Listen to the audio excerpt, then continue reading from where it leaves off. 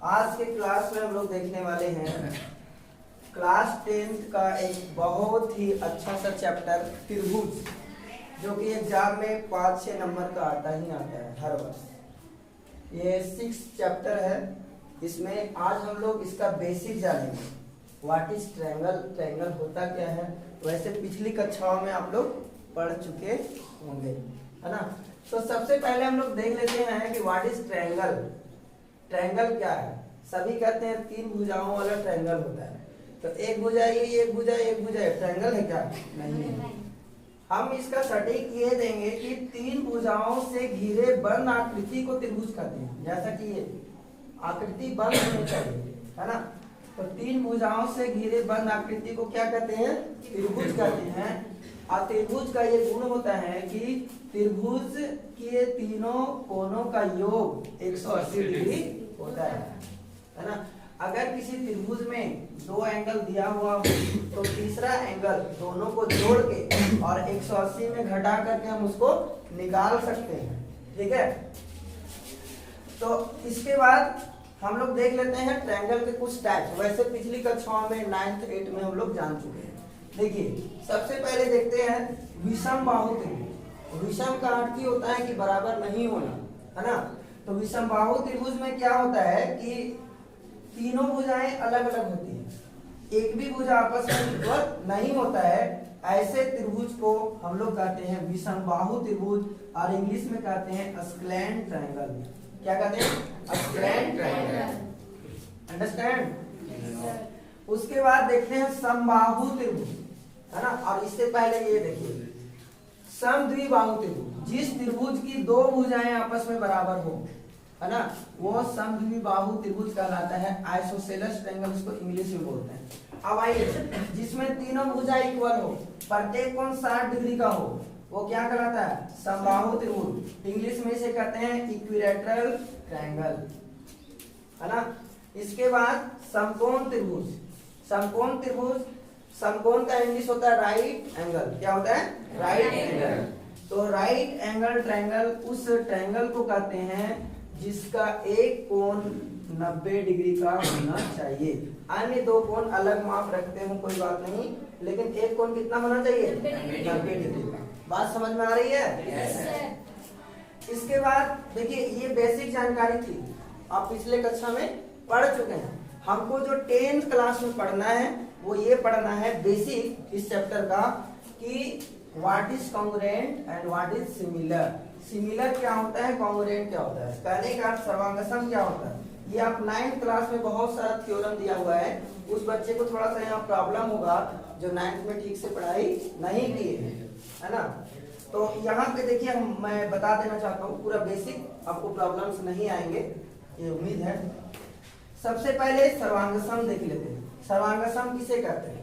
तो सर्वांगसम का अर्थ होता है, अगर बिल्कुल आसान भाषा में जाने तो सर्वांगसम का अर्थ होता है एक जैसा। इस चीज को आप याद रखें, एक जैसा होना, दिखना नहीं, एक जैसा होना। जैसे अगर एक के ऊपर दूसरे आकृति को रख देते हैं तो क्या हो जाएगा? बिल्कुल उसको ढक देना चाहिए, तब वो क्या कहलाएगा? सर्वांगसम कहलाएगा। समझ रहे हैं ना। जैसा कि आप यहाँ एग्जाम्पल यहाँ पे हम कुछ दिए हुए हैं। अब देखिए ये 4 सेंटीमीटर है, 4 है, ये 4 है, कोण भी सारे इक्वल है। दूसरी आकृति, एक आकृति 1 ले लेते हैं, आकृति 2 ले लेते हैं। ये दोनों आकृति क्या है? सर्वांगसम है। क्यों?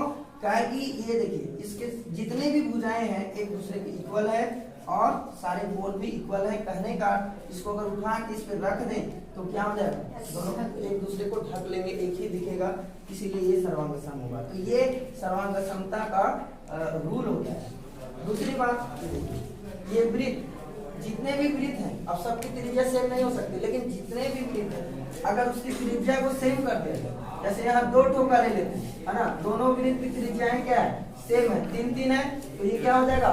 सर्वांगसम हो जाएगा। और एक बहुत इंपॉर्टेंट बात देखिए, अगर किसी आकृति के संगत भुजाओं का प्रत्येक युग्म इक्वल हो जाए, जैसे यहाँ देखिए आप ये आकृति हम ले लेते हैं 3 और 4, है ना, ये दोनों आपस में सर्वांगसम है। क्यों? इसीलिए सर्वांगसम है क्योंकि यहाँ पे इसके संगत भुजाओं का जब मैंने अनुपात निकाला है तो सब का सब हाफ आया, सब का सब। तो संगत भुजाओं का प्रत्येक युग्म यहाँ पे क्या है, बराबर है, इसीलिए ये त्रिभुज क्या होंगे, सर्वांगसम। मुझे उम्मीद है कि सर्वांगसम आप समझ गए होंगे, ठीक है। अब नहीं समझे होंगे तो इस वीडियो को 10 बार देखिए, है ना। नेक्स्ट, अब इसमें आइए समरूप, सिमिलर। हाँ, एक चीज और, सर्वांगसमता का साइन ऐसा होता है, जिसको अभी तक ये पता नहीं है वो 9th में बिल्कुल फांकीबाजी किया है, ठीक है।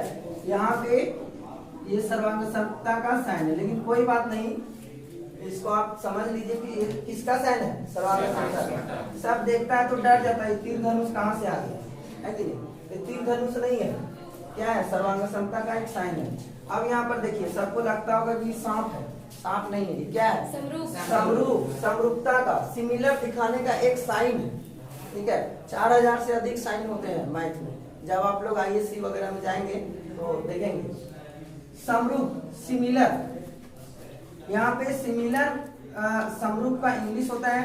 और देखिए, यहाँ सर्वांगसमता का मतलब एक जैसा, और समरूपता का मतलब एक जैसा होना, और यहाँ पे एक जैसा दिखना, सिर्फ एक जैसा दिख रहे हैं, है ना, तो क्या हो जाएंगे, समरूप हो जाएंगे। जैसे कि यहाँ आप देख सकते हैं, ये त्रिभुज इस त्रिभुज के जैसा दिख रहा है ना, तो ये क्या हो जाएगा, वैसे इसमें भी रूल है, हम लोग आगे देखेंगे समरूपता का क्या रूल होता है। अभी बेसिक सिर्फ आप एक ओवरव्यू ले लीजिए कि ऐसा सर्वांगसम होता है और ऐसा समरूप होता है ना। अब यहाँ पे देखिए वृत्त, ये वृत्त की त्रिज्या असमान है, एक दूसरे के समान है नहीं, त्रिज्याएं दोनों का अलग अलग है, तो अलग अलग है, फिर भी ये क्या होंगे, समरूप होंगे, लेकिन सर्वांगसम इसे नहीं कहा जा सकता। ये आकृति को आप देख लीजिए, ये आकृति क्या है, ये आकृति भी समरूप है ना। आकृति क्या है, सेम है ना। बात समझ में आ रही है। तो अब आपको, मुझे उम्मीद है कि सब समझ में आ गया होगा कि समरूपता क्या है और सर्वांगसमता क्या है। आप प्रैक्टिस करेंगे। अब इसके बाद हम लोग इस चैप्टर में चलेंगे 6.1 में, और 6.1 बिल्कुल भी इजी है। यहाँ पर एक चीज आप ध्यान में रखेंगे कि ये वाला, यदि संगत भुजाएं समानुपाती हो, किसी भी आकृति में संगत भुजाएं समान अनुपात में, तीनों चारों, अगर चतुर्भुज है तो चारों होना चाहिए, त्रिभुज है तो तीनों होना चाहिए, तो वो क्या होंगे, सर्वांगसम होंगे, कॉन्ग्रुएंट्स होंगे, कॉन्ग्रुएंट्स ईच अदर, है ना। और यहाँ पे एक जैसा दिखेगा तो समरूप भी होगा। हम ऐसा कह सकते हैं कि दुनिया में जितने भी वृत्त हैं वो क्या हो सकते हैं, समरूप हो सकते हैं, सर्वांगसम नहीं हो सकते। जितने भी वर्ग हैं सब क्या है,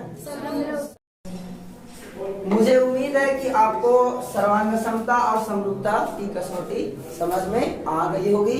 इसके बाद मिलेंगे फिर नेक्स्ट वीडियो में, तब तक के लिए जय हिंद।